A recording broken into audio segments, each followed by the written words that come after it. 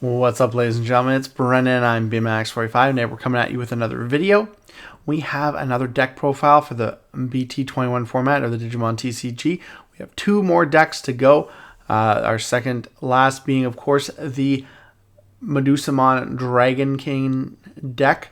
This is the new Liberator deck from the set. This is the main Liberator push for BT21. It's got the new Medusamon, Owen Dreadnought's Digimon Liberator, and some really cool Dragonkin related abilities. Now we're playing a pure Medusamon deck. A lot of people are choosing to use the Gaiamon as its top end engine. We're not doing that, but the Gaiamon is very powerful.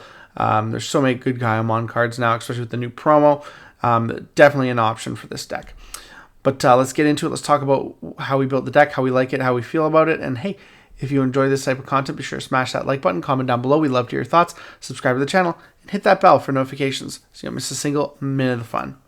All right, well, we're going to start with our Digi-Eggs, and you got to play 4 of the Digimon from BT21. It's the main egg for this deck. Your turn once per turn. If your opponent's security stack is removed from, one of your Digimon may Digivolve into a Digimon card with the Reptile or Dragonkin trait in the hand with the Digivolution cost reduced by 1. So all of our guys are going to be, mostly going to be dragons and reptiles. We do have a few exceptions, but we'll get to that in a second. So you got to play that because it's what reduces your Digivolution costs, which is what's really good about the deck. It's all about removing cards from the security stack. We play 4 copies of the Liberator from BT21. It's got a reveal top 3 on play effect. Add 1 card with Reptile or Dragonkin trait with, and 1 card with the Liberator trait among your hand. Return the rest to the bottom of the deck. So the cool thing is you have so many Liberator cards in this deck and a whole bunch of Reptile and Dragonkin trait stuff. So you can search a lot of stuff in your deck with this. So we're playing that. We're playing 4 of the new Reptile Agumon from BT21. Forgot to mention her inheritable. Once per turn, your opponent's security stack is removed from, gain a memory, so a lot good memory gain. But the Agumon has an on play. You may return 1 Digimon card with the Reptile or Dragonkin trait from your trash to your hand. So that's really cool. Some recursion, and he can get played for free. So that's actually kind of cool. But he also has got a plus 2,000 inheritable because as this is a red deck, it's all about aggro. You want that DP increase. Lastly, I played 2 copies of Rush Guiomon from EX4 because he is a reptile, so he's searchable, and he Digivolves on the Guiomon, or the Digimon, for 0. And then later on in the game, if you have 20 cards, he can be played for free with an ability, which is really cool. So again, ways to get more attacks, more swings, rush, as long as you get enough cards in both players' trashes.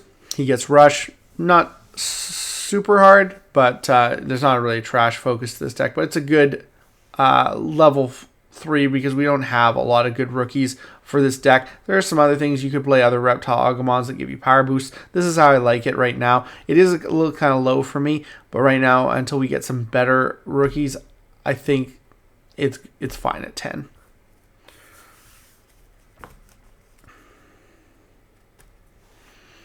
Going into our level 4s, we're playing 4 copies of Dimetromon.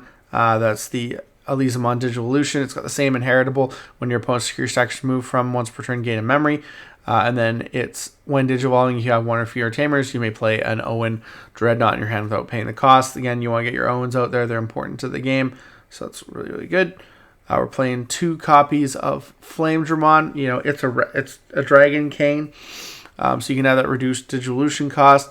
It's got Armor Purge and Raid. Raid's really good for getting around Digimon, and it can remove stuff from the security stack, so it activates, it procs your abilities, which is really, really good. So 2 copies of that. I like that. We were also playing 2 Cyclonemon, which is a Dragonkin from BT21. It's got the security ability at the end of the battle. Play this card without paying the cost, and then on play when Digivolving, delete one of your opponent's Digimon with 4,000 DP or less. So it pops floodgates. It plays itself out of security, which is really good. It's another good Dragonkin trait card, and it's a good Digivolution source in the back, and it gets plus 2,000 inheritable, so it beefs up your guy. The last level 4 we're playing is 2 copies of Tyrannomon from 8. This has got a plus 2,000 heritable as well. It's a dinosaur, but it is a Liberator card, so it is searchable with Medusamon, so that's pretty cool. And of course, it's Digivolves on a Reptile for cost 2, so it Digivolves on all of your level 3s for cost 2. And then it's got its security ability again. It plays itself at the end of the battle without paying the cost. And then it's got when Digivolving, start of your main phase, this Digimon gets plus 3,000 DP until the end of your opponent's turn. So it makes your stack super big because you get basically 5,000 from it. You get 3,000 if it's on the field at the start of your turn, and then you get another 2,000 inheritable. So plus 5,000, that's huge. Plus the fact that it plays itself like the Cyclomon. You could play 4 Cyclomon. You could play 4 of that. I like the split. I like having the options. They both have the same inheritable, so it's like meh. I was playing 2 Security Greymon. I didn't feel like it was necessary. It was just win more. This has a little bit more synergy with the deck and makes it a little bit more powerful. So I think I'm liking the Tyrannomon better than the ST Greymon. So that is our level 4s, just 10 level 4s. It feels good at that number. It's not too bad. Our level 5s are kind of spread out all over the place. We play 3 of the Lamiamon from BT21. This is the Dimetromon level 5. It has the progress keyword, which is while attacking, your opponent's effects don't affect this Digimon, which is super good. Progress is a really cool keyword. Your turn, once per turn, you may, when any of your Reptile or Dragonkin trait Digimon attack targets change, trash your opponent's top security card. So if they block, you can still trash their security card. And then it's all turns once per turn inheritable. When your opponent's security is removed from, you may play 1 Reptile or Dragonkin trait Digimon card with 5,000 DP or less from your hand without paying the cost. This lets you play most of your level, pretty much all of your level 4s, but it also lets you play like your level 3s, like Rush Gyomon, like that on play Agumon that adds pieces back. So this is why we do play that. We also play 3 copies of Cyberdramon with a plus 4,000 inheritable and is on play when Digivolving. If your opponent has 5 or fewer security cards, they place 1 card from their hand as the bottom security card, then trash the top, which is so good because even though they're taking something out of their hand and you're trashing the top, the cool thing about this is it activates with other cards, and you can potentially just hard play this, go into a level 6 and still get a chance to swing, and we'll talk about that later on. It was actually in the webcomic, and it was a really cool move, and it's actually really good, which is why you want to play 3 of that. We're also playing 2 Pyldramon, because even though this is in Virus Imperial, it is a Dragon King card. It gives you security attack plus 1 inheritable, and then it's on play when Digivolving for the turn. One of your Digimon gains piercing and gets plus 4,000 DP. Then this Digimon may attack. So even though you have to Digivolve into him for 4, but with reduced cost, you could potentially do it for 3. And we do play scrambles too, so there's ways to Digivolve cheaper. You're not getting the DNA, Digivolve. You're not getting the protection out of the all turns, but you're getting the security attack plus 1. You're getting a chance to swing at just amazing amounts of DP, because like if you have any of your inheritables, you're at 14,000, and you gain piercing, which is gonna be really, really good. So just another card that helps you get consistency. And then the May attack thing is really important, especially if you go over your memory, because you can potentially Digivolve further with this deck. So I do like that. I think it's a good thing. So I like 2 of that, and I like 3 of the other ones because I think they both have value, immense value. And then, of course, the boss monster herself. We're playing 4 copies of Medusamon, security attack plus 1, and progress. When Digivolving, end of attack once per turn. You may delete one of your opponent's lowest DP Digimon. So remember that, because with the token, it comes up if you want to be trashing that security. If you don't need to kill your opponent's Digimon, it's not really important. Whatever. You may delete one of your opponent's Digimon with the lowest DP. All turns once per turn when any of your opponent's Digimon are deleted or their security stack is removed from, play 1 petrification token. It's a Digimon white. 3000 DP your turn, this Digimon can't suspend, and then on deletion trash the top security parts. So you play a token to them, and I don't have any of my Medusamon tokens. I actually have some in the mail, so I'll probably do a little video where I show you guys because they look amazing. I'm just waiting for them in the mail to get those really cool tokens from the guy that I know that makes the tokens. But yeah, so you basically can do 2 security checks easy with this guy, maybe more depending on the cards you have on the, and then basically delete. End of attack, delete the token that you play from checking security, and then trash another card. Super powerful, really cool. I like it. That's why I like it. I mean, like, I know it's kind of gimmicky, but I really like the whole idea of summoning a token to my opponent's board and then deleting it for their detriment. So it's cool. We'll also play 2 War Gray. If this card would be played, reduce the play cost by 2 for each of your opponent's Digimon, so you can play him for reduced cost. He's got Rush, Raid, Blocker, all turns when any of your opponent's Digimon are deleted. This Digimon may unsuspend. That's pretty cool. And then you have other things that can potentially give him Piercing. You also have the hard play for that Cyberdramon. You can Digivolve into this guy, which is really, really good. And then you have that Rush, and you potentially have ways to attack. So we'll show you that in a second. And then lastly, for the last Digimon card, we're playing 1 OmniX because it's a red deck, and OmniX is just busted, and you can finish off for game. You can easily just Digivolve for 6 on a Medusamon if you have the chance to OTK, or just even the chance to get your opponent down to no security, and you survive. It's got the end of turn Rush, and this Digimon may attack without suspending, which is really cool. And yeah, it's a 6 cost. It's big, but you also have Blocker, you have Piercing, you have Raid. Just so many good abilities.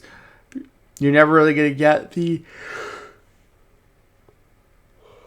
other ability because you won't have X-Antibody or Omnimon in this Digimon's name, but still pretty good. So we like to play 1 of that. So such a powerful card. You kind of can't say no.